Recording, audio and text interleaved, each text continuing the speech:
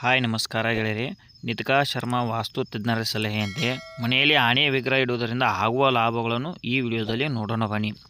ಈ ವಿಡಿಯೋದಲ್ಲಿ ಮನೆಯಲ್ಲಿ ಆನೆಯ ಪ್ರತಿಮೆಯನ್ನು ಇಡುವುದರಿಂದ ಆಗುವ ಪ್ರಯೋಜನಗಳನ್ನು ವಿವರಿಸುತ್ತದೆ. ಉತ್ತರ ದಿಕ್ಕಿನಲ್ಲಿ ಬೆಳ್ಳಿಯ ಆನೆಯ ಪ್ರತಿಮೆಯನ್ನು ಇಡುವುದರಿಂದ ಸಂಪತ್ತು ಮತ್ತು ಸಂತೋಷ ಹೆಚ್ಚಾಗುತ್ತದೆ ಎಂದು ಹೇಳಲಾಗುತ್ತದೆ. ಪ್ರವೇಶ ದ್ವಾರ, ಕಚೇರಿ, ಮಕ್ಕಳ ಕೋಣೆ ಮತ್ತು ಮಲಗುವ ಕೋಣೆಯಲ್ಲಿ ಆನೆಯ ಪ್ರತಿಮೆಯನ್ನು ಇಡುವುದರಿಂದ ಧನಾತ್ಮಕ ಶಕ್ತಿ ಮತ್ತು ಸಮೃದ್ಧಿ ಹೆಚ್ಚಾಗುತ್ತದೆ ಎಂದು ನಂಬಲಾಗಿದೆ. ಆನೆಯನ್ನು ಸಕಾರಾತ್ಮಕತೆ, ಸಮೃದ್ಧಿ ಮತ್ತು ಸಂತೋಷದ ಸಂಕೇತವೆಂದು ಪರಿಗಣಿಸಲಾಗುತ್ತದೆ. ಆದ್ದರಿಂದ ಜನರು ಅದರ ವಿಗ್ರಹವನ್ನು ಮನೆಯಲ್ಲಿ ಇಡುತ್ತಾರೆ.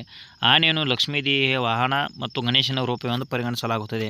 ಆದರೆ ಆನೆಯ ವಿಗ್ರಹವನ್ನು ಮನೆಯ ಯಾವ ದಿಕ್ಕಿನಲ್ಲಿ ಇಡಬೇಕು ಎಂಬುದು ಇಲ್ಲಿ ತಿಳಿದುಕೊಳ್ಳೋಣ ಬನ್ನಿ. ಉತ್ತರ ದಿಕ್ಕು. ವಾಸ್ತುತಜ್ಞ ನಿತ್ಕಾ ಶರ್ಮಾ ಪ್ರಕಾರ ಬೆಳ್ಳಿಯಿಂದ ಮಾಡಿದ ಆನೆಯ ಪ್ರತಿಮೆಯನ್ನು ಉತ್ತರಕ್ಕೆ ಮುಖ ಮಾಡಿ ಮನೆಯಲ್ಲಿ ಇಡುವುದರಿಂದ ಸಂತೋಷ, ಸಮೃದ್ಧಿ ಮತ್ತು ಸಂಪತ್ತು ಹೆಚ್ಚಾಗುತ್ತದೆ. ಧನಾತ್ಮಕ ಶಕ್ತಿಯು ಹರಡುತ್ತದೆ. ರಾಹು ಗ್ರಹವು ಶಾಂತವಾಗಿರುತ್ತದೆ. ಇದಲ್ಲದೆ ನಿಮ್ಮ ಮಗುವಿಗೆ ಕಲಿಕೆಯಲ್ಲಿ ಆಸಕ್ತಿ ಇಲ್ಲದಿದ್ದರೆ ಆನೆಯ ಪ್ರತಿಮೆಯನ್ನು ಮಗುವಿನ ಕೋಣೆಯಲ್ಲಿ ಇಡುವುದರಿಂದ ಅವರ ಏಕಾಗ್ರತೆ ಹೆಚ್ಚಾಗುತ್ತದೆ ಎಂದು ಹೇಳುತ್ತಾರೆ. ಆನೆಯ ಪ್ರತಿಮೆಯನ್ನು ಮನೆಯಲ್ಲಿ ಎಲ್ಲಿ ಇಡಬಹುದು? ಮನೆಯ ಪ್ರವೇಶ ದ್ವಾರ. ಪ್ರವೇಶ ದ್ವಾರದಲ್ಲಿ ಆನೆಯ ವಿಗ್ರಹವನ್ನು ಇರಿಸುವುದರಿಂದ ಮನೆಯ ಭದ್ರತೆ ಮತ್ತು ಧನಾತ್ಮಕ ಶಕ್ತಿ ಬರುತ್ತದೆ ಎಂದು ನಂಬಲಾಗಿದೆ. ಇದರಿಂದ ಬಿಳಿಯ ಆನೆಯ ಮೇಲೆ ಗಜಲಕ್ಷ್ಮಿ ಮತ್ತು ಲಕ್ಷ್ಮೀದೇವಿಯ ವಿಗ್ರಹವನ್ನು ಸಹ ಪ್ರವೇಶ ದ್ವಾರದಲ್ಲಿ ಸ್ಥಾಪಿಸಬಹುದು. ಇದನ್ನು ಮನೆಯ ಈಶಾನ್ಯ ದಿಕ್ಕಿನಲ್ಲೂ ಇಡಬಹುದು. ಕಚೇರಿ.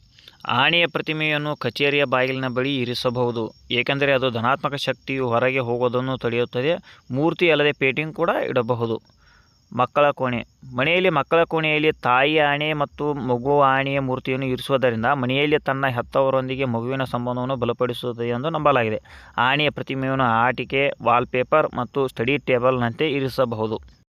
ಮಲಗುವ ಕೋಣೆ. ಗಂಡ ಮತ್ತು ಹೆಂಡತಿಯ ನಡುವಿನ ಸಂಬಂಧವನ್ನು ಬಲಪಡಿಸಲು ಆನೆಯ ಪ್ರತಿಮೆಯನ್ನು ಮಲಗುವ ಕೋಣೆಯಲ್ಲಿ ಇರಿಸಬಹುದು. ಇದು ವೈವಾಹಿಕ ಜೀವನದಲ್ಲಿ ಸಂತೋಷವನ್ನು ಕಾಪಾಡುತ್ತದೆ ಎಂದು ನಂಬಲಾಗಿದೆ.